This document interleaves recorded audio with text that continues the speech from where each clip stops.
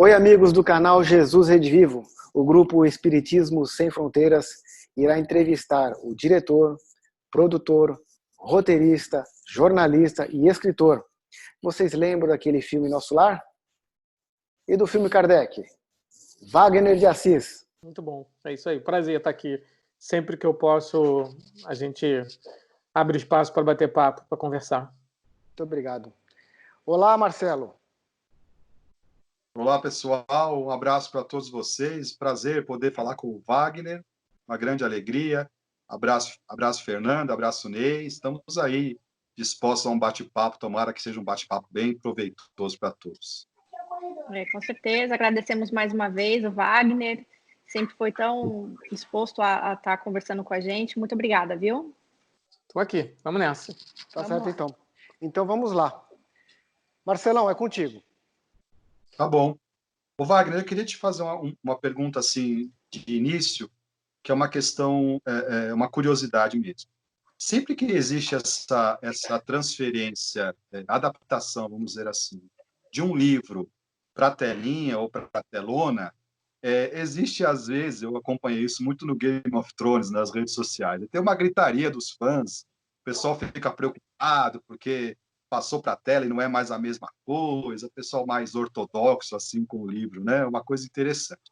Eu queria saber de você, Wagner, como é que é esse trabalho, para a gente que é um leigo, de você fazer uma adaptação de um livro e transformar isso num roteiro para um filme? Como que você vai visualizar no livro, o que você tem que aproveitar, o roteiro que você tem que seguir para transformar isso em filme, sem irritar quem já leu o livro?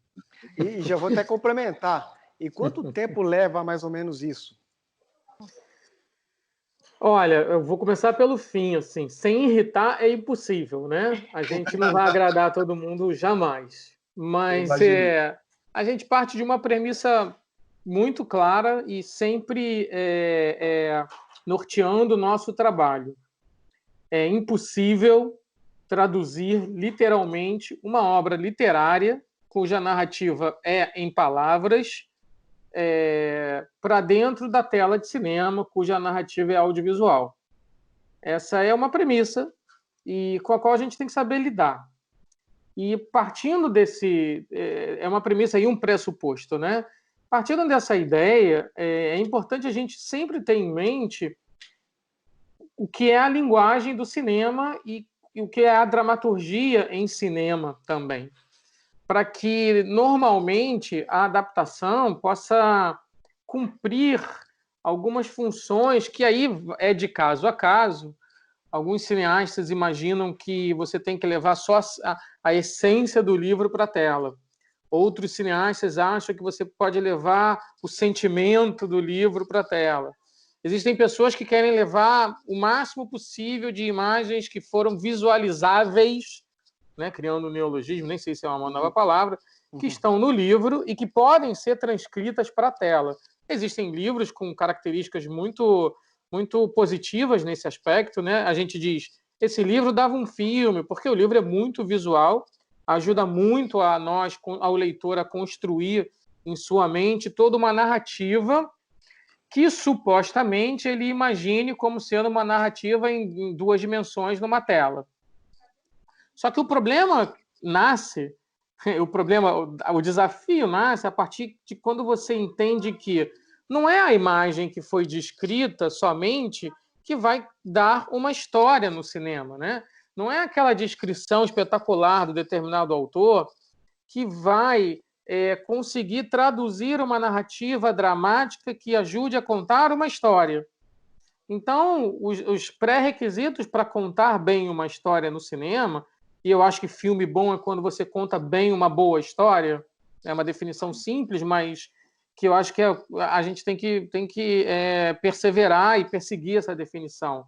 O filme bom é quando você narrou bem, visualmente, e, em termos de dramáticos, aquela história. Isso tem diversos livros e não tem diversos livros. Então, todas as escolhas decorrentes desse entendimento são escolhas que precisam atender a umas demandas que a gente diz que são demandas dramáticas, mais do que as demandas audiovisuais. Vou dar um exemplo claro, para a gente não ficar filosofando muito sobre teoria de adaptação.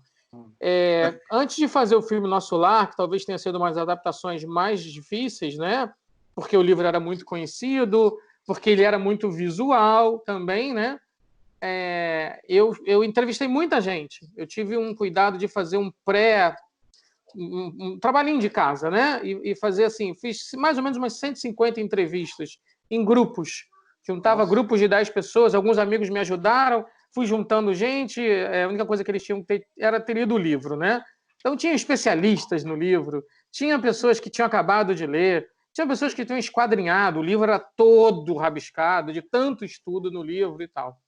Então eu fazia perguntas, e uma delas era muito simbólica, porque cinematograficamente eu precisava dessa, era fundamental eu ter essa noção, e o livro não dava essa importância tão grande, porque ele dava uma informação. Ele dizia assim: a cidade de Nosso Lar, ela existe a tantos quilômetros acima da superfície terrestre, certo? Alguns diziam 50 quilômetros, outros diziam 8 quilômetros, mas o livro em si não diz quantos quilômetros. Então eu chegava para as pessoas e falava assim, obviamente hoje você tendo visto o filme, as pessoas não ficaram facilitadas, mas eu dizia assim, olha, senta na frente da cidade de Nosso Lar, senta lá na frente do portão de entrada. Ah, estou sentado. Vira de costa para o portão. Virar de costa para o portão Agora olha para frente. O que você está vendo? Ninguém conseguia me dar a mesma resposta. Porque isso era claramente um subtexto do imaginário do leitor que precisava muito ser traduzido para um filme que ia se passar 60% na frente de uma muralha. Então, é um exemplo simples que a gente acaba se fazendo para diversas outras perguntas e diversas outras demandas de adaptação. Entendi. Eu poderia falar outros tantos, assim, aos poucos a gente pode falar, mas vou dar um último exemplo. Como é importante a gente ter muito claro que cinema é cinema, literatura é literatura, e respeitar isso dentro da gente mais do que nunca, né? Eu chegava para os especialistas em Kardec, por exemplo, falando da adaptação do Kardec, eu chegava para os especialistas e perguntava assim: você conhece tudo da vida do Kardec? Conheço tudo da vida do Kardec. Todas as datas, todas as efemérides, todos os momentos, tudo. Me diz qual era a cor do pijama dele. Entende o que eu estou dizendo? Assim, para conhecer o personagem Kardec, eu queria vê-lo de pijama. Mas isso não tem sentido. Tem sentido, sim. Eu queria vê-lo descabelado, eu queria vê-lo em momentos que dramaturgicamente me ajudariam a mostrar a trajetória daquele cara. É óbvio que você faz um monte de exercício, você busca síntese, você vai encontrando personagem, conflito, né? Isso tudo a dramaturgia nos ensina e nos possibilita trabalhar em cima disso, né? É sempre a história de alguém que quer alguma coisa, é sempre a história de uma pessoa e todos os seus conflitos internos, seus conflitos externos. E a gente vai para as técnicas cinematográficas, o trabalho dramatúrgico. Mas adaptar é um trabalho muito, muito complexo e precisa partir de determinadas premissas para isso. Inclusive, Marcelo, a gente estava comentando a respeito justamente disso de Kardec, né? Você pode até emendar a sua pergunta, que você ia falar do Kardec, né? Sim. Sim. Sabe por quê, Wagner? A gente estava Desculpa, conversando... Claro. França. Demora, às vezes, 3 anos, demora, às vezes, 2 meses, demora... Não tem prazo, entendeu? É o sentimento. É quando todo mundo consegue ver a história fluindo, quando está acontecendo. Eu não tenho um prazo, assim. Até porque, eu sempre digo, escrever não é digitar, né? Escrever é um processo mental, é um processo doloroso. Às vezes você está na varanda da sua casa vendo o pôr do sol, vem um insight de alguma coisa que você está perseguindo e que na frente do computador você não conseguia alcançá-lo. Você é daqueles que dorme do lado com uma folhinha e uma caneta, né? Já fui muito. Hoje eu gravo no celular. Modernizou, né? Então, deixa eu só falar uma coisa. Celular. Wagner de Assis é diretor, é larga aqui, viu? É diretor, produtor, roteirista de cinema, né? Escritor. E de TV, né? E de TV também, né? Também que você fez novelas, né? Fiz novela, exatamente. A gente vai chegar lá. Então, só emendando, então, Marcelo, Ah, tá, que a gente tinha mais ou menos essa pergunta. Foi bom que o Wagner tocou no assunto do Kardec. Sabe por quê, Wagner? A gente tem uma impressão, e isso é meio geral nos espíritas, do Kardec muito sisudo, né? É como Aham. você falou de imagem, e a pessoa já logo projeta uma pessoa circunspecta, fria, racional, não é? E o bacana do filme do Kardec, do seu filme, é que você trouxe ele para você humanizou ele de uma forma e trouxe ele para junto do espectador, né? Como foi essa construção, Wagner, de você, em cima da biografia e de uma visão que as pessoas tinham, você trazer um Kardec tão humano para a tela do cinema? Porque partiu de uma. Oi, Fê. Só antes de você responder, que eu acho que você consegue responder tudo junto, e acho que você deu uma importância também para a esposa de Kardec, que eu achei tão bacana no filme, né? Fala um pouquinho disso também. Essas duas características do filme partiram de avaliações e ponderações que foram pressupostos da adaptação. Então, a biografia do Kardec era uma biografia muito cronológica, mas não tinha ali o aspecto humano, né? O Kardec que a gente conhecia e que muita gente ainda conhece é o Kardec do livro, da capa do livro, né? É o Kardec do pôster da parede. E nada mais. E, eventualmente, houve documentário, que foi uma espécie de docudrama, mas cinematograficamente não era um lugar ainda de se aproximar. Então, o Kardec estava sempre longe da gente, né?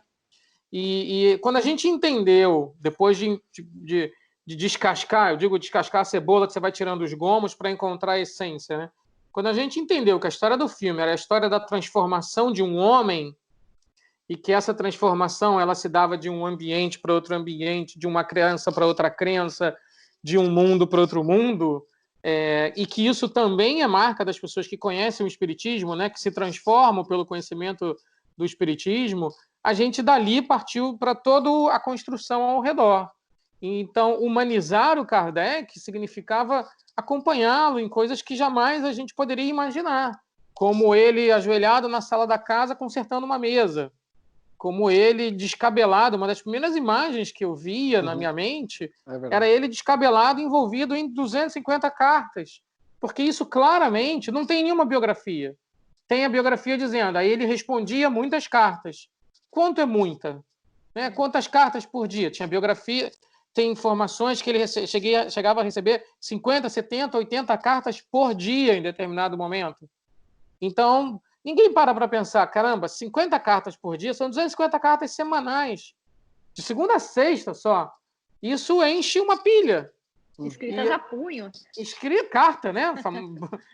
A geração de hoje não conhece o que é isso. Então, Exatamente. E ele abria, e ele respondia, e em determinado momento, alguém respondia com ele, e em determinado momento a gente começou a perceber, respondendo a tua pergunta, que tinha alguém muito forte ao lado dele nesse tempo todo. Alguém que esteve na primeira reunião, alguém que teve dúvida porque era professora também, alguém que admirava a arte, alguém que passou por dificuldades como ele. A gente vai ver na história desse casal, isso não está no filme, mas era importantíssimo, alguém que era um tanto quanto mais velha, e a gente não quis retratar isso com muita acuracidade no filme, porque achou que nem fazia sentido, mas alguém que, em determinado momento, sofreu preconceitos por estar casando com um cara mais jovem, né? Então, filhos de sua época que reagiram muito bem, e que, assim, oficialmente eles não tiveram filhos. Tem uma história de que eles poderiam ter tido um filho adotado, mas é uma história ainda um pouco nebulosa. A gente não quis investir nela, porque seria uma quebra de paradigma muito grande, teria que ter documento para provar, e eu achava que não valia a pena. Se bem que eles tratavam a todos os estudantes como filhos, eles cuidavam de crianças da rua, eles alimentavam, educavam, isso tudo não era só o professor Rivaio, era a professora, né, a Budan, a Budê, a Amélie Gabrielle. E aí nasce esse personagem que a gente fala, caramba, do lado dele tem uma outra pessoa que foi tão importante quanto, eventualmente. Né? Tem uma pessoa que foi tão sensacional quanto. E aí a gente nasce realmente, isso é uma coisa que bacana, porque o filme pôde acrescentar, as biografias são todas biografias, e talvez isso seja subtextualmente uma questão até de gênero, porque são biografias escritas por homens de suas épocas, e sem demérito algum, mas são homens que estavam preocupados em enaltecer os feitos da vida pública daquele professor. E da porta para dentro, sempre muito preservado, como deveria ser, né? Mas isso fez nascer uma personagem feminina impressionante, forte. E a gente teve uma consultoria, o roteiro ele passou por uma consultoria, e um dos consultores era francês, um roteirista chamado Alain Leirac, o nome dele está até no crédito. E foi incrível, porque quando ele leu uma das versões do roteiro, ele me falou assim: esta mulher é símbolo de uma mulher que existiu na França, mas ninguém gosta de lembrar, porque era uma mulher empoderada, para usar um termo presente, né? Mas era uma mulher que tinha uma importância enorme nos círculos acadêmicos e ninguém assumia isso. Tinha uma importância enorme nos saraus, nos círculos artísticos, e ninguém queria assumir, porque era uma sociedade machista, né? E a gente entende que o registro da época fica distorcido dessa forma. Então a gente trouxe um pouco também da Amélie para dentro do filme. Fico muito feliz, porque a gente acabou achando um casal de artistas que se sintonizaram e se completaram muito bem. Exatamente. Legal. E só para curiosidade, né? Teremos uma continuação ou não? Do Kardec, a gente gostaria muito, mas não é um projeto que está imediato. Não é um projeto que a gente tem projeto, tem possibilidade, mas com imediatismo não é um momento, infelizmente, ou enfim, porque não é o momento. Tá certo. E na questão da parte técnica da coisa, foi feito no Brasil, foi feito em estúdio, teve bastante externas, como é que foi feito? E foi feito também alguma coisa na França, não? Estamos falando do Kardec, né? Kardec, desculpa. A gente teve a oportunidade. Uma das coisas que eu tinha pedido muito para a produção, e eu fiquei muito feliz que eu pude encontrar parceiros de produção que são pessoas que se apaixonam pela história primeiro e depois pensam em contar, né? E o pessoal da Conspiração Filmes, a Eliana Soares e o Leonardo Monteiro de Barros já gostavam dessa história, eles já queriam fazer a história antes de saberem que eu queria fazer também. Então, a Kiki Lavigne, que trabalhava lá também. E aí, quando eles souberam que eu também tinha os direitos do livro do Marcelo Sotomayor, eu queria fazer também, a gente se encontrou e deu tudo certo. Uma das coisas que a gente pensou, assim, gente, se a gente for filmar em qualquer lugar que não seja Paris, pelo menos alguma coisa o público vai sacar. Porque uma coisa é você enganar no nosso lar, a gente pegar a aleta principal de um parque aqui no Rio de Janeiro e colocar chroma key e tentar disfarçar dizendo que aquilo é a entrada principal da cidade do nosso lar. Faz um recorte. A gente recorta, o cinema ajuda, né? Isso dá para fazer, porque você esconde de uma maneira bacana e você joga o espectador para aquele lugar lá e se ele estiver embarcando na história, ele vai acreditar. A outra coisa são fachadas de prédios, né? Então a gente foi olhar cidades que a gente pode filmar em Praga, pouco mais barato, mas é Praga, né? Não é o Rio Sena, os prédios são parecidos. Pode filmar em alguns lugares de Portugal, pode, né? Não tem o Rio Sena, né? Não tem as pontes de Paris. Pode até para Buenos Aires, né? Que tem uma arquitetura europeia muito forte. Mas eu sacaria que não é um prédio em Paris. E a gente vai ficar escondendo o prédio. Então, gente, vamos para Paris. Exato. Vamos filmar pelo menos algumas externas. Vamos passar uma semaninha lá filmando, que foi o que a gente conseguiu viabilizar. E aí todo o mérito da produção do filme, né?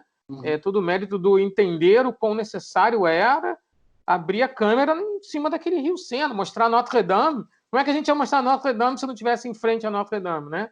O que fez com que, inclusive, a igreja virasse um personagem subliminar, né, representada pela igreja, pelo bispo, que é a junção de vários bispos, etc. Então a gente filmou externas em Paris, a gente precisou completar algumas externas noturnas no Rio, porque também não adianta você ir para Paris e filmar de noite, não faz o menor sentido, né? E os interiores a gente filmou no Rio de Janeiro mesmo, enfim, encontrando lugares que claramente a gente tinha... Aí sim, reverberavam Paris, reverberavam o que a gente entendia. Há que se levantar também a ideia de que nem a Paris de 1855, nem essa Paris do século XIX existe mais em Paris, né? Então a gente sofreu horrores para encontrar uma rua, por exemplo, que fosse de pedras e não de cimento.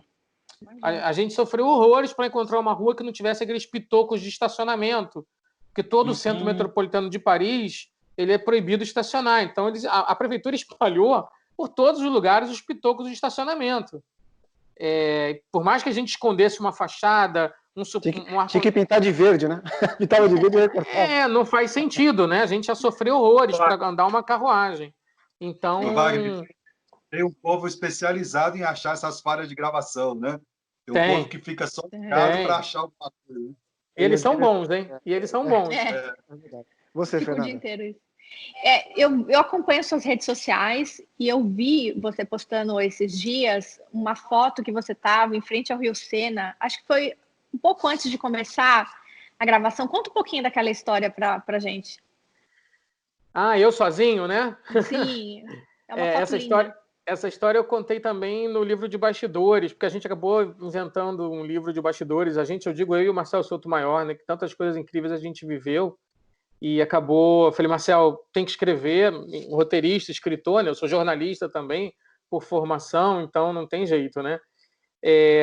Em resumo, era o primeiro dia de filmagem e eu estava nervoso, estava razoavelmente bem nervoso, era um plano de filmagem bem complicado. Paris, né? Onde você não ia conseguir bloquear a ponte, você ia ter que lidar com os franceses de saco cheio, com toda razão, porque naquele dia tinha pelo menos mais 10 filmagens na cidade. Né? É complicado para gravar lá, né? Sem contar os turistas, sem contar... Era um circo. E eu precisando me acalmar. Então, a gente fez a base de produção ali numa das margens. A gente ia filmar na ponte, né? A ponte de La Tournelle, que é a ponte em frente a Notre-Dame. E aí, quando eu senti que estava tudo encaminhando, sei lá, dá umas 100 pessoas mais ou menos, né? Ele corre, eu resolvi me afastar um pouquinho e fiquei bem ali na beira do Sena, né? Você viu pela foto, né, Fernanda? Assim, foi. E eu falei, gente, se eu não me acalmar, eu não vou conseguir filmar. E aí eu sempre brinco que quem é espírita sabe que para se acalmar tem que fazer uma oração, né? Eu falava isso nas palestras, as pessoas diziam assim, eu perguntava, quando a gente está nervoso, o que a gente faz para se acalmar? Aí a pessoa falava assim, dá um chute no balde, né? Não, a gente procura assim, né, se interiorizar, né, se acalmar. Não, isso me fez ir ali para a beirinha e eu tentando meditar. Eu sei que o diretor em set de cinema, a gente claramente não tem um minuto sozinho, né? Porque você está o tempo todo sendo requisitado e faz parte do jogo, é assim que funciona. Mas ali eu consegui ficar sozinho, então eu comecei a meditar, ou então orar, pedindo ajuda. E aí eu comecei a ouvir uma música muito alta, e era um coral, vozes. Aí eu falei, caraca, esse coral não é um coral daqui, porque a gente, inclusive, as vans que nos trouxeram, todos os motoristas eram fortes, assim, e bem francesões mesmo, né? Bem típicos, cantando rap em francês, e um rap muito alto, 6 da manhã, boné para trás, né, camisetinha, 6 da manhã, o rap queima. Enfim. E aí eu falei, cara, não na música dos motoristas, né? E aí eu desconcentrei de um lado, e aí continuei ouvindo as vozes, aí eu percebi que era um hino cantado. Ainda pensei assim, será que isso é lá de dentro da igreja, né? Será que tem um coral lá em Notre-Dame? Mas a gente está a uma distância, sei lá, uns 500 metros, 600 metros, etc. E aí eu comecei a prestar atenção na letra do hino. Eu sabia que eles estavam cantando, eu não conseguiria parar para descrever a letra, eu poderia fazê-lo, razoavelmente entendo o francês o suficiente, mas eu vi que era um hino por la vérité e por l'amour. Era um hino para a verdade, para o amor e para a verdade, né? Em nome do amor e da verdade, o nome de la vérité e de l'amour. Aí, nossa, isso me emocionou bastante, porque eu comecei a sacar, eu falei, sou eu que estou ouvindo essas vozes, né? Enfim, e antes de eu ser procurado novamente pela produção, me veio um pensamento, foi muito bonito, que foi o que não teria sido a vida desse homem, que vocês vão começar a retratar agora, senão um grande hino ao amor e à verdade, né? Que foi a vida do Kardec, é um hino lindo de amor ao amor e à verdade. E aí eu me emocionei bastante. A assistente de direção chegou até mim nesse momento, porque ela me viu sozinho, né? A Sofia, o diretor sozinho não pode. E aí, tá tudo bem? Eu falei, tá tudo ótimo, só estou emocionado. vamos, a gente está pronto. Falei, agora eu estou pronto. E aí eu estava descarregado, estava pronto para filmar. Foi um momento bonito, um momento meu, né? Sim. Enfim, e eu compartilho com as pessoas numa boa, porque quem entende como isso acontece, entende, né? Quem não entende vai achar que esse cara enlouqueceu, estava ouvindo qualquer coisa, tudo bem. Quem não entende, um dia vai entender. Talvez um dia entenda, né? Que espetacular. E o Leonardo Medeiros, que foi o ator que fez o Kardec, ele tem um parentesco com o Eurípides Barçanufo, não é isso? Nossa, sim, essa foi uma daquelas boas sincronias, né, que a gente foi descobrindo depois. O Léo foi a primeira opção, a gente quis. Eu nem sabia se ele ia ficar parecido ou não, mas a gente tem que acreditar na caracterização, no processo de caracterização. E a gente sentou para fazer uma leitura do roteiro com o Leonardo. Ele estava gripado, estava mal, e não deu nem para ler tudo, porque um ator gripado não consegue, né? Uhum.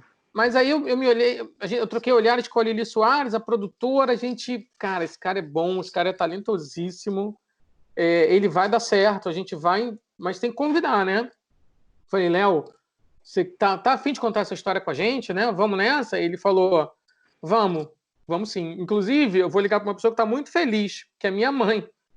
Falei, sua mãe? Aí achei estranho inicialmente, obviamente, alguns segundos depois você vai tentando concatenar, né? Aí ele falou assim, porque minha mãe, ela mora em Sacramento, que você acabou de falar aí. Sacramento, a minha mãe é sobrinha neta, direta, de Dr. Eurípides de Barçanufo. Eu sou sobrinho bisneto dele. Falei, pronto, tá escalado, né? Dr. Eurípides tá escalado, né? Colocou aqui, ninguém tira. Que legal. E eu não sabia, obviamente, a escolha foi totalmente artística. E aí, se isso não tivesse existido, eu não teria o menor problema. Mas é muito bonito que isso exista e que venha... Acho que corrobora com a gente, né? São pequenos sinaizinhos, né? Bom, tem aquela frase que a gente sempre fala, né? Não existe coincidências. É verdade. E o mais bacana é ir comprovando isso ao longo dos fatos. Não né? É verdade. É uma linda história a ser contada de Eurípides também, né, Wagner? É uma linda história, viu? Eu já falei muitas vezes com o Leonardo Medeiros. Enfim, se eu puder... Alguém aí ganhou na loteria? Alguém tá muito bem de loteria? Nossa. Eu tô jogando aquela Powerball. Joga no Powerball, por favor. Powerball, Compromisso público aqui, hein? Se a gente ganhar, já tem lá... mas você sabe que eu tenho um compromisso de várias pessoas que falam, se eu ganhar na loteria, eu vou fazer o há 2 mil anos com você. Nossa, tá bom. Ia ser um roteiro incrível. Bom, o que eu posso te garantir, mesmo assim, olha, eu sou sonoplasta, que eu posso te garantir que eu posso trabalhar para você. Então, mas ninguém trabalha com a gente de graça por ser espírita, viu? Por favor, isso é um é um pré-requisito meu e que a gente recebe as pessoas dizendo, eu faço de graça. Não. Espiritismo não é pré-requisito para nada, né? Exceto é uma escolha de vida. Então, não é porque é espírita que vai entrar na produção ou vai fazer, porque isso não é um crachá, né? Se fosse assim, a gente estaria deturpando completamente.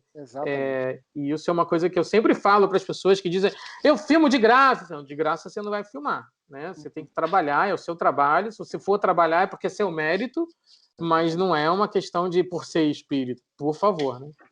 Dá um desconto, então, Ney. Dá um desconto. Um belo de desconto, então. Bom, a gente já está falando bastante tempo aqui, 30 minutos já de Kardec. Deixa eu te contar uma coisa. Toda vez que passa o De Volta para o Futuro, a Fernanda sabe. Eu vou lá e vejo. Mas só que eu já tenho ele no meu HD. Eu espero 2, espero 3. Não é assim, Fernanda? Eu vejo todos. Toda vez que passa.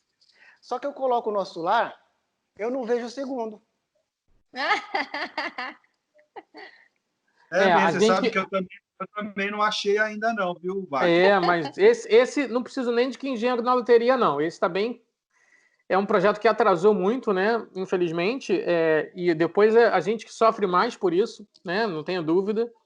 É um projeto que ele nasce em 2012, 2013, ou seja, 2 anos depois que o nosso Lar 1 aconteceu.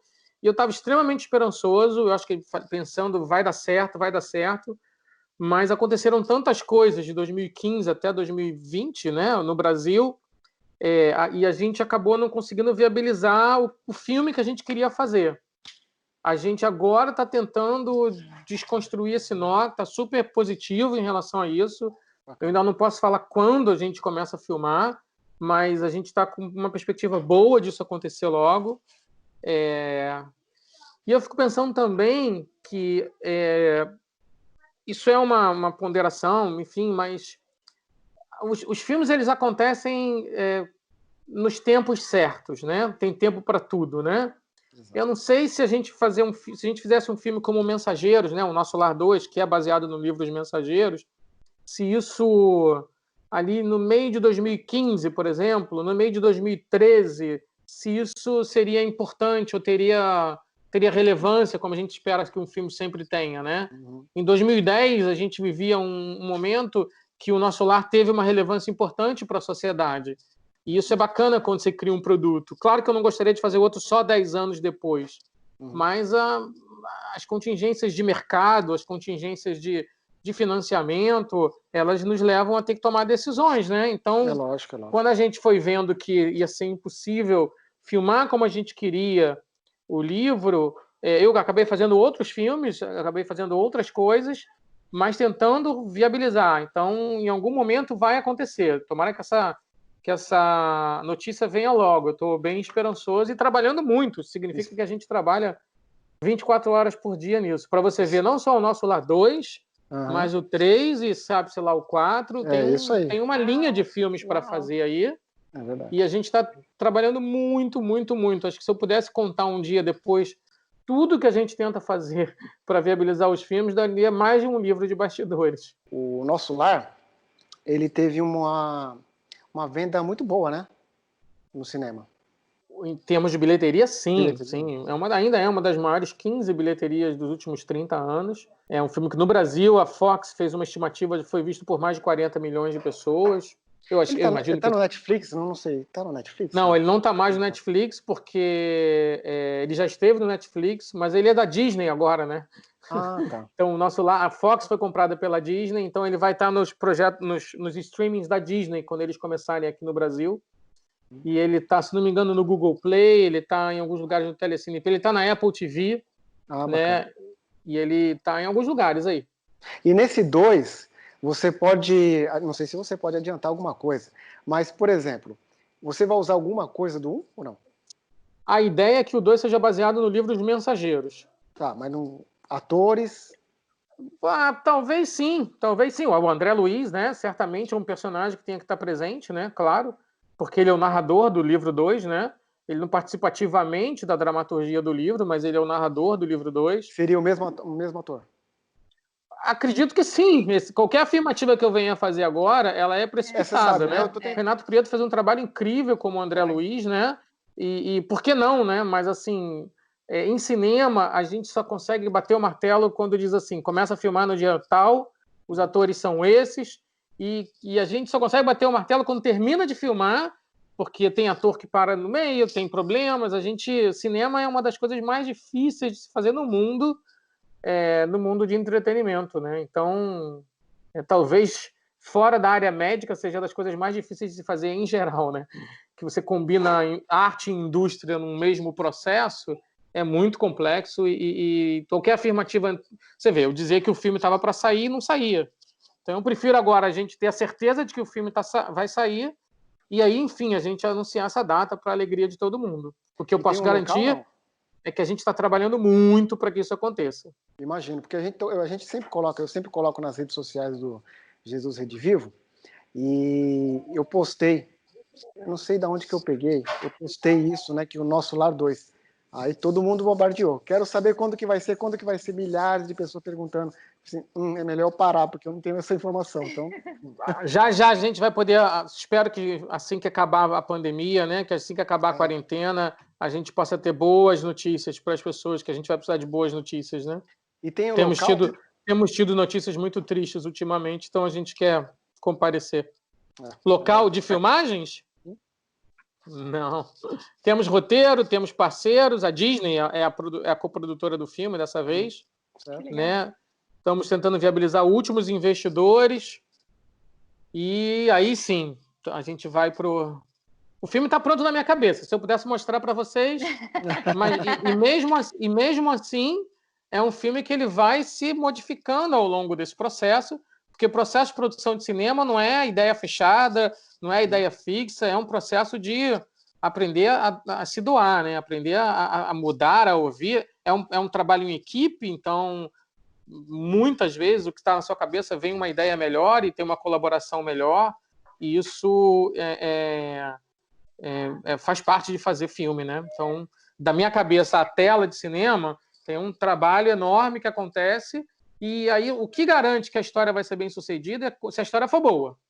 Né? Então, eu acredito que essa história dos mensageiros, ou seja, a essência do livro, as histórias que estão lá, o que isso quer dizer, sejam bons o suficiente para dar uma boa história de cinema, com suas devidas adequações, com suas devidas adaptações. Juntar personagens é uma coisa que se faz muito, né? Às vezes você tem 2 ou 3 personagens que dramaticamente fazem o mesmo sentido no livro. Então você transforma todos eles num só, né? E daí por diante. Wagner, quando você fala de um filme que atingiu 40 milhões de pessoas, como o Nosso Lar, a gente pensa em 2 coisas. Quer dizer, primeiro que o número de espíritas ou de espiritualistas ele é muito maior na convicção das pessoas do que as pessoas realmente falam. E, em segundo lugar, é que o seu filme ele dialogou também com pessoas de outras religiões, de outros grupos religiosos. Você percebe isso? Quer dizer, absolutamente. É uma coisa bacana que chega no coração de muitas pessoas, independente da religião? Absolutamente. E isso foi uma das propostas do filme, né? A proposta do filme era fazer um filme não só para o leitor do livro Nosso Lar, não só para o espírita.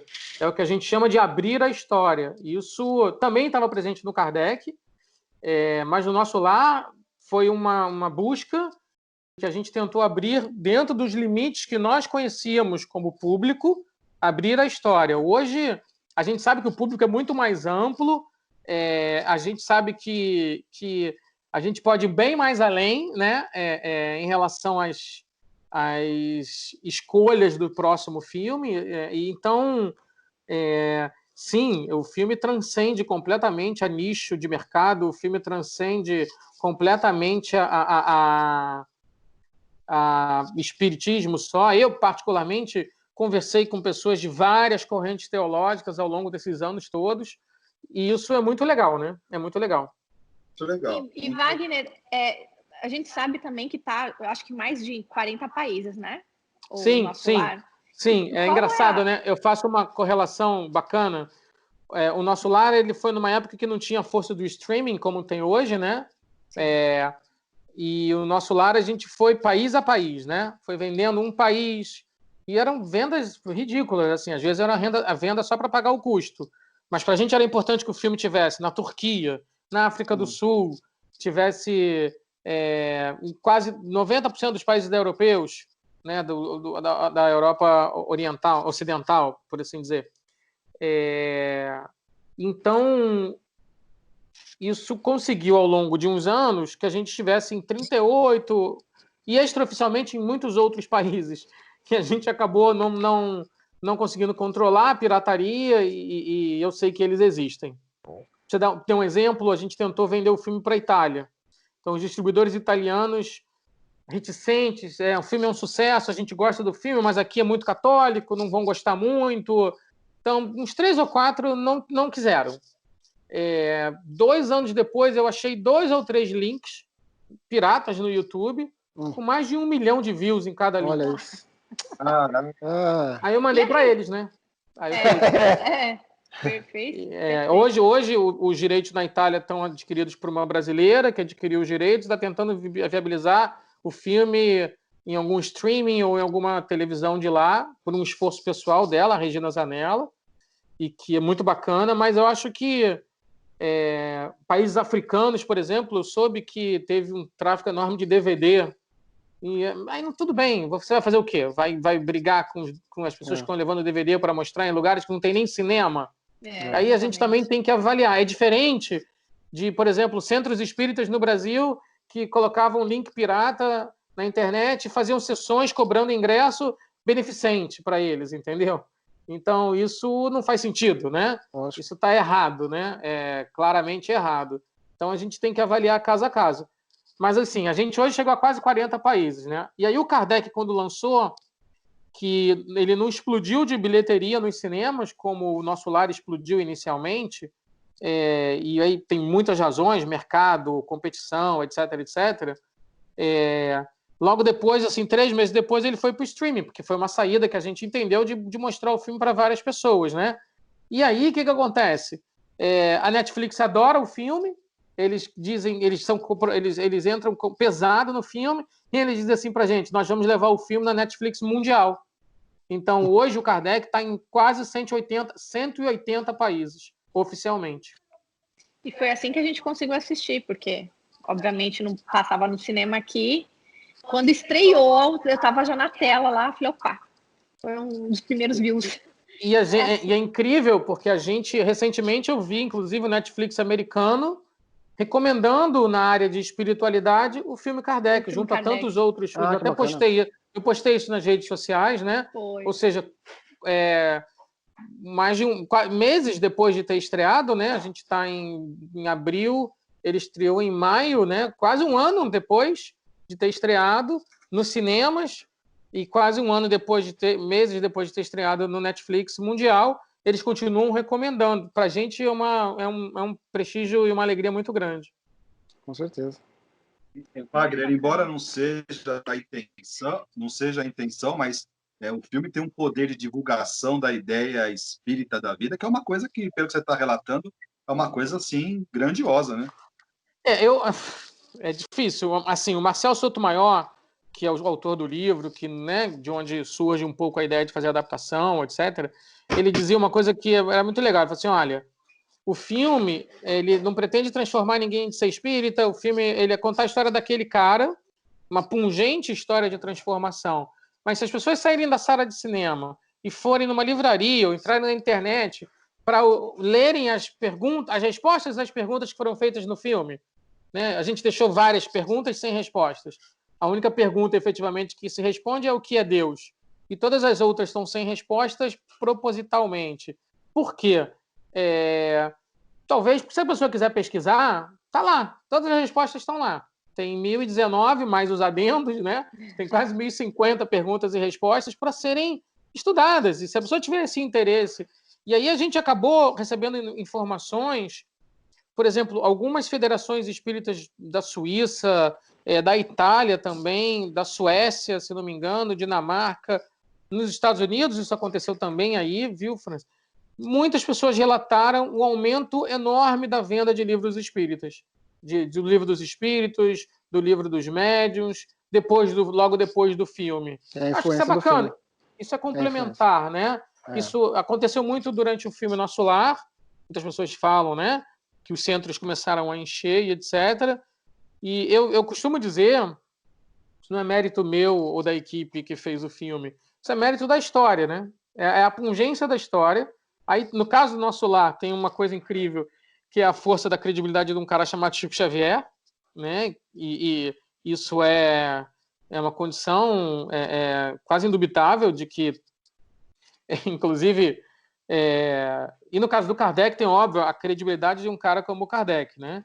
No caso do Nosso Lar, alguns países, muitas pessoas em muitos lugares onde o filme foi exibido, acontecia uma coisa muito incrível. Eu coloquei uma frase no final do filme, que eu não tinha ideia de como essa frase ia repercutir, confesso, mas ela repercutiu de uma maneira muito surpreendente e positiva, que era quando eu dedicava o filme aos habitantes de Nosso Lar. Não sei se vocês lembram, tem um crédito final. Sim. E aí, para as pessoas que nunca tinham ouvido falar nada do Chico Xavier, nunca tinham ouvido falar nada sobre espiritualidade, etc., o filme ser dedicado às pessoas, aos espíritos e à cidade fictícia do filme, isso era um nó na cabeça das pessoas. Então, eles me mandavam um e-mail, eles procuravam as pessoas. Quem é Chico Xavier? Que maluquice é essa? Como assim? Isso é real? Tem comprovação científica? Perguntavam, né? Onde esse cara tirou isso?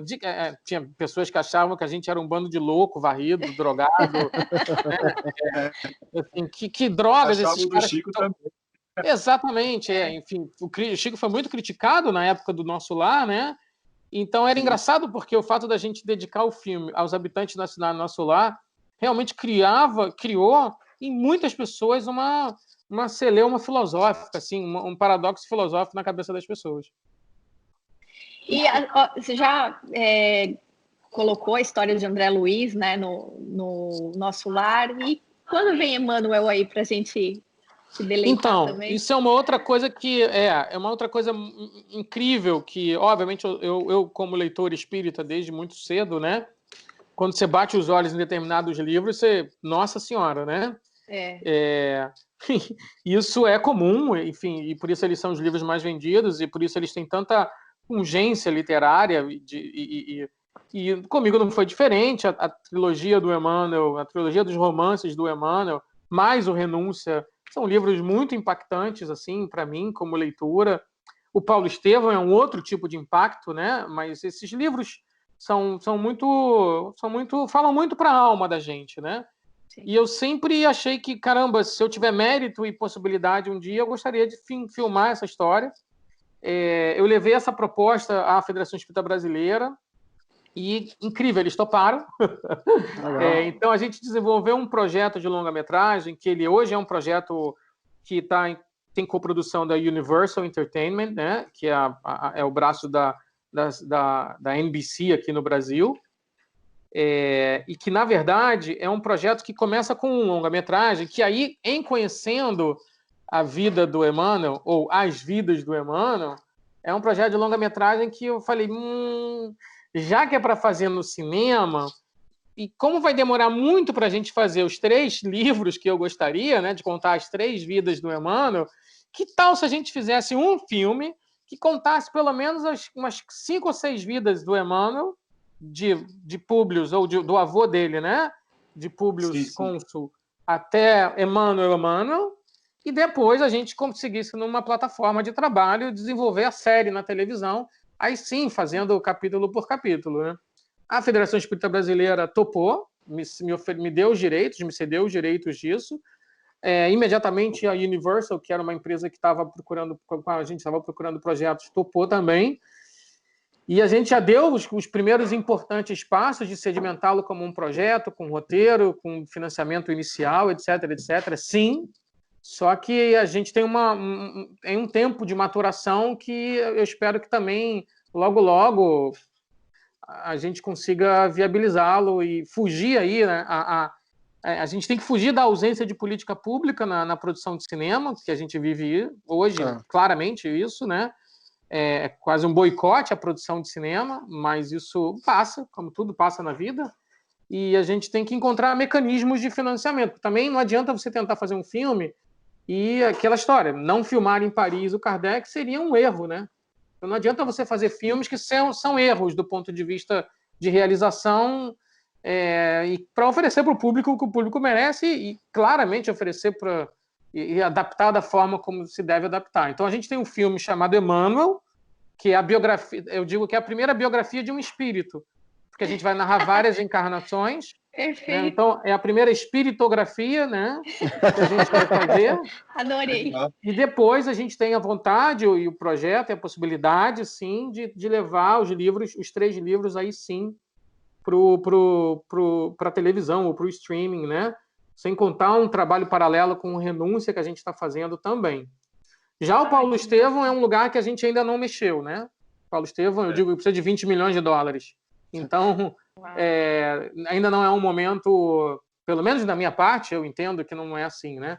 E acho que a Federação Espírita também entende dessa forma, mas vai chegar o momento da gente homenagear o apóstolo da forma como o Emmanuel homenageou no cinema. Acredito que sim. Eu não sei se você já teve uma ideia de fazer um documentário a respeito do Chico, mas não só do Chico, mas dos amigos do Chico, as histórias que o Chico contava que ninguém sabe. As histórias, por exemplo, que a Isabel, é uma pena que ela não está presente aqui, ela conta umas histórias do Chico espetaculares. Que ela viveu com ele? Sim. Então, a gente tem um projeto, sim, acho que você mediunicamente está captando aí tudo que a gente está fazendo, né? É um documentário que a gente nomeou de Chico para Sempre. É um documentário para ter basicamente muitas línguas, muitos idiomas, porque as pessoas no exterior não conseguem falar do Chico da forma como correta, e não existe um lugar que combine tudo que foi falado do Chico até hoje, né? Não existe. Existe literariamente, mas não existe num filme ou numa série episódica, né? Então esse projeto está registrado na Ancine, é um projeto que estava para receber financiamento do Fundo Setorial do Audiovisual. A gente tem promessas e ajuda. A gente já tinha acertado isso com o Fundo Setorial, mas não viabilizou ainda, porque o Fundo Setorial está parado, mas a gente estaria fazendo sim. Então, a minha produtora tem 23 anos de vida já, então a gente tem um monte de projeto paralelo, documentários e coisas que fazem parte do meu mundo, outras que nem tanto, mas eu achei bacana contar. E, enfim, eu acho que tudo que tinha na gaveta a gente botou para fora para ir sobrevivendo e fazendo, né? E aí pelas redes sociais, né? O Wagner de Assis, tanto no Twitter, Wagner de Assis 10, tanto no Facebook, que é uma página Wagner de Assis, quanto no Instagram, que é Wagner Assis 1111, é um lugar onde eu consigo ir comunicando aos poucos para as pessoas as coisas que vão acontecer, entendeu? Aí a sua produtora é a Cinética Filmes. Cinética Filmes, que também tem as coisas no Facebook, no Twitter e no Instagram, só que em tempos em que a gente está sem produção, a gente acabou não postando muito lá, né? Uhum. A gente recentemente lançou um filme que pouca gente viu, que chama Amor Assombrado.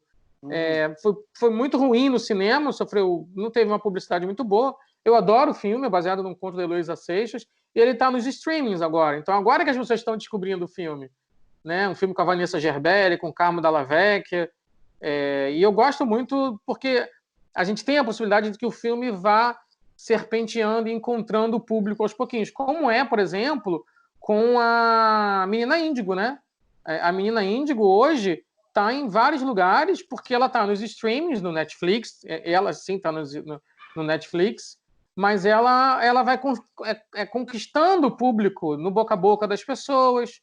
E isso, para mim, é maravilhoso, né? Ou seja, se vocês não viram ainda, tiverem a oportunidade, inclusive, muito conte bacana, com a gente, né? Na divulgação. Não, esse filme já foi lançado, né? Não, eu digo nas nossas redes sociais também, a gente pode colocar e divulgar isso. Por favor, tá lá, a página do Menina Índigo tá lá. A gente vai encontrando o público, a gente vai fazendo aos pouquinhos. Então, isso permite que o filme não morra porque não foi bem na sala de cinema, né? Isso demanda muito trabalho, né? Muito esforço, demanda muita insegurança, muito momentos de medo, momentos normais, né? Mas a gente afasta isso tudo para longe e toca o barco, segue adiante, né?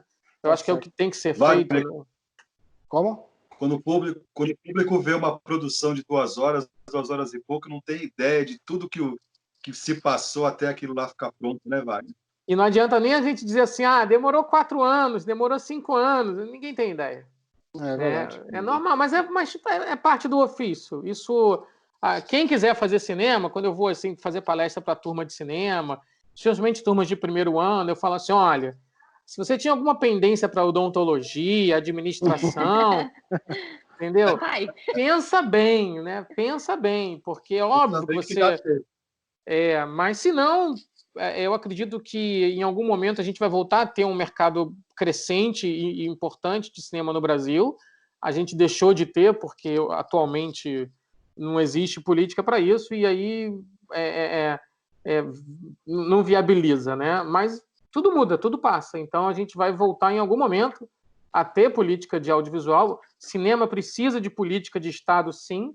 Mesmo o cinema americano tem política de Estado e política muito forte de Estado protegendo. A Motion Pictures Association é uma associação que eles debatem diretamente com o presidente da República a importância dos cinemas. Hoje, com a crise, os exibidores estão sentados em Washington conversando com todos os grandes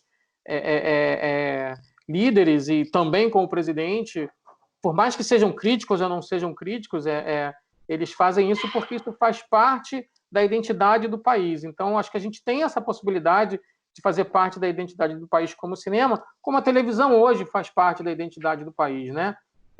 Hoje, uma novela como Além do Tempo, na qual eu participei como autor, né, colaborando na equipe da Elizabeth Gin, e uma novela como Espelho da Vida, que falavam de temas ligados à espiritualidade, sem precisar embarcar diretamente nos temas objetivos e espirituais. Só cortando você, eu acho muito legal essas pitadas, que não precisa ser focado numa novela espírita, mas umas pitadas. Exatamente, exatamente. Então, assim, se você for olhar o Menina Índigo, a gente está falando de nova geração, de reencarnação. Se a gente está falando do Amor Assombrado, a gente está falando de mediunidade, de obsessão, desobsessão, mas não são objetivamente coisas assim. E isso você só consegue explorar todos esses temas com frequência de produção, né, gente? Você só consegue fazer com que essas histórias encontrem o público num meio de comunicação de massa com periodicidade de produção. Hoje isso está afetado, mas vai passar e a gente segue adiante. Tá certo. 2 perguntinhas, então.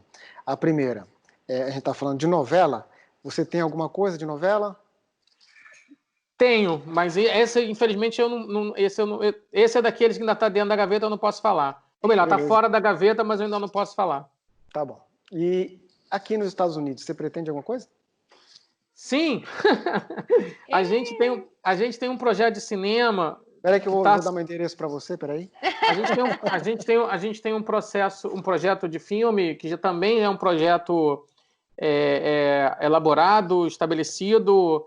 Era uma parceria com a Fox, virou uma parceria com a Disney, e que em algum momento a gente também vai poder anunciar que vai filmar, que é a história das irmãs Fox, né?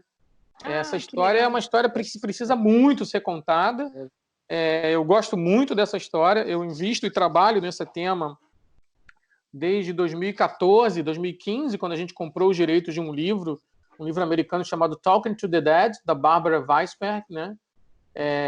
Que é uma pesquisadora, uma historiadora incrível, e eu acho que ela contou a história das meninas de uma maneira absurdamente maravilhosa. Vai acontecer. Em algum momento vai acontecer. Vai acontecer. Entendeu? Que seja breve, por favor, hein? Não demora. Para mim, tudo é rápido. Não sei o tempo da espiritualidade, né? Mas esse já está mais do que meio caminho andado. Então, isso... Sério? Uau. Sério? Que bacana, hein? Boa notícia, então. Essa é uma notícia bacana. Vai ser filmado em inglês, né? Vai ser provavelmente filmado alguma coisa também na América, mas também não muito, porque por conta da necessidade a gente precisa filmar aqui no Brasil também. Enfim, coisas boas estão para acontecer também nesse sentido. A gente está fazendo esse ano 10 anos de lançamento de Nosso Lar, né? Sim. Imagino que você já fosse espírita antes, pelo que você acabou de dizer, mas qual foi o impacto de colocar isso nas telas da TV e passar para tanta gente? Qual foi o impacto na sua vida? Não sei mensurar. A gente nunca sai ileso de um filme. Pro bem ou pro mal. Você nunca sai igual. Você mergulha num projeto onde você se dedica 24 horas por dia, durante anos e anos, e você não sai ileso. Você sai... eu, particularmente, dos filmes que eu fiz, eu saio com a consciência muito tranquila que eu consegui fazer o melhor. O meu livro de autocríticas é maior do que o livro de qualquer crítico, mas a gente está sempre querendo melhorar, sempre querendo fazer melhores projetos, mas, enfim, eu tenho sempre muita gratidão pela oportunidade que eu tive de pessoas, parceiros que acreditaram no projeto. Então, eu acho que, de tudo, a minha gratidão vai aumentando muito. Gratidão por ter podido filmar o Nosso Lar, gratidão por ter podido filmar o Kardec, gratidão por ter chances como essas. Elas são, para a gente, muito significativas. Mas eu não sei mensurar, e nem isso para o movimento espírita brasileiro, não sei mesmo. Acho que aí o próprio movimento deva dizer. Não é o nosso objetivo, entende? Não é o nosso interesse primordial, não é mesmo. E eu acho que, vendo os filmes, as pessoas entendem a honestidade do que eu estou te dizendo, né? A gente não está fazendo isso para que tenha mais espíritas. O espiritismo não precisa disso, né? O Emmanuel, as pessoas distorcem um pouco a frase do Emmanuel, que diz a melhor coisa que você pode fazer pelo espiritismo é divulgá-lo. Mentira, assim, não é isso que o Emmanuel estava querendo dizer. A frase é mais completa, né? A melhor coisa que você pode fazer pelo espiritismo é vivenciá-lo de verdade. Ao vivenciá-lo de verdade, você se transforma numa página viva de divulgação, que é um pouco do sentido dos mensageiros, né? O meio é a mensagem. Se você é espírita e a sua vida é de uma forma que interessa, que acha que as outras pessoas se interessem, por que você é daquele jeito, de verdade, né? Isso tem que ser sublinhado, funciona. Então, não é vamos falar do espiritismo, porque senão você fica numa briga de divulgação filosófica religiosa que o mundo não precisa mais. Nem o espiritismo precisa, né? Quem conduz o espiritismo no mundo, a verdade espírita, é o espírito da verdade. Ele que condensou a codificação espírita. Ele que trouxe todos aqueles outros espíritos para trabalharem por aquela verdade. E aí, assim, a nós nos resta, de alguma maneira, trabalhar em função disso, pessoalmente. E se o nosso trabalho reverbera, é muito legal, não é? Eu não sou a gente não faz filme espírita, eu digo que eu não concordo com isso. A gente faz filme que tenha conteúdo espírita. Sabe, assim, eu não sou um diretor espírita, não é novela espírita, não faz sentido isso, porque o espiritismo ele não adjetiva dessa forma, né? Exato. Pode ter um espírita que é publicitário, pode ter um espírita que é sonoplasta, pode ter... Então, e não é sonoplastia espírita. Exato. O pessoal que faz arte espírita briga um pouco comigo, né? Briga em termos, né? Porque a arte espírita tem uma outra conotação e um outro embasamento. Ela nasce dentro do movimento espírita e ela traz junto de si algumas coisas que efetivamente poderiam ser consideradas parte da doutrina espírita. Se bem que eu diria que era a arte do espírita, porque a arte é arte, espiritismo é espiritismo.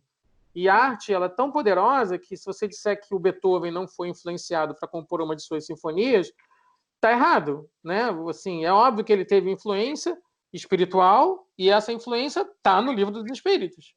Então é um paradoxo que eu acho que não leva a nada a gente discutir sobre isso, mas é bacana deixar claro que o que a gente está tentando fazer é colocar no que acredita. Tipo, às vezes me chamam, me perguntam se eu quero fazer um filme tal ou tal, uma comédia assim, assado e ensopado. Aí eu paro para pensar, ou então um filme de terror. Algumas pessoas vêm ao nosso lar por causa do umbral, acham que eu sou interessado em fazer filme de terror. Aí você vai analisar, e eu penso assim, puxa, eu vou passar 5 anos da minha vida trabalhando num projeto de um homem-lobo, sabe? De um zumbi. Isso não me acrescenta, não acredito nisso, sem nenhum demérito para quem faz. Sim, sim. Né? Mas, assim, as minhas escolhas têm que estar condicionadas com as coisas que eu gosto e, eventualmente, com coisas que eu passe a gostar, mas dentro de um contexto maior, né? Então, esses filmes, em geral, se eles forem feitos para o público aberto, se eles não forem de nicho, se eles não forem filme que é preciso ter carteirinha de espírita para entrar no cinema, eu acho que não é. A gente está cumprindo uma função que ela é muito além da tal divulgação do espiritismo. A gente está falando de verdades que estão presentes, codificadas na doutrina espírita, entende? Exatamente. Claro, perfeito. Marcelo? Não, tranquilo. De minha parte, satisfeito. Então dá seu tchau aí, Marcelo. Quero agradecer ao Wagner. Foi uma oportunidade assim muito legal conhecê-lo virtualmente e agradecer também a todo o pessoal que está acompanhando o nosso canal, aí mandando um abraço para todos, viu? Fernanda? Wagner, muito obrigada pelo você ter aceitado conversar com a gente. O papo foi muito legal. Saiba que as portas da nossa Casa Espírita em São Paulo, quando você for para lá, estão abertas para você. Onde fica? Fica no Jardim Vila Formosa, em São Paulo. Chama-se Jesus Rede Vivo. Bonito, bacana. Muito obrigada. E quando você lançar os próximos filmes, seus próximos trabalhos, o nosso canal também está aqui aberto para você sempre. Muito obrigada. Agradeço. E, gente, fiquem em casa, viu? Fiquem em casa, por favor. Fiquem em casa. Façam isso, por favor. E vamos assistir os filmes. Dado o recado. Também tem um. Gostou do vídeo? Dê um like. Também ative o sininho aqui para receber as notificações. Assim que a gente vai postando os vídeos, você recebe essa notificação, ok? Curta nossa página no Facebook e também siga-nos no Instagram. Semana que vem tem um estudo, ok? Nos encontramos então semana que vem? Feito então. Tchau!